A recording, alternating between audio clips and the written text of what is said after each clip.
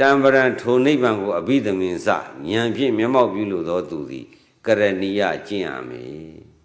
နာလို့ရပါမလားရပါဘူးမှတ်ယုံနာအောင်လည်းမရသက်ကောအသက်နဲ့ခန္ဓာကိုမငဲ့ကွက်ပဲကျင့်ရသည်လေအတ္တဖြစ်ရ၏ဘုရားဟောတာနော်နာမှာကြောက်နေသေမှာကြောက်နေပိုးမှာကြောက်နေကိုက်မှာကြောက်နေရပါမလားရပါဘူးအကြောက်တရားကြီးနဲ့ဘယ်လိုလုပ်ရမလဲသက်ကောအသက်သေခြင်းသေသွားပါစေ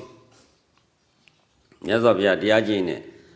အရည်တွေပဲကြွားကြအသားတွေပဲပဲအယိုးတွေပဲကြိုးနော်သွေးသားတွေပဲခန်းချောက်တဲ့မတရားကိုအသက်နဲ့လဲယူပါမယ်အသက်ကိုမငဲ့ကွက်ရဘူးတဲ့အသက်သိလို့မတရားရမယ်ဆိုအသက်ပါသိပြီးလိုက်ပါအဲ့ဒီလိုအသက်နဲ့မဲ့နဲ့လဲယူရမှာအခုကကြွမဆိုလဲသလားမလဲဘူးအဲ့လိုဖြစ်ကုန်တော့နောက်တော့လူတွေကတရားကြည့်နေဆိုတာအဲ့လိုကြွမ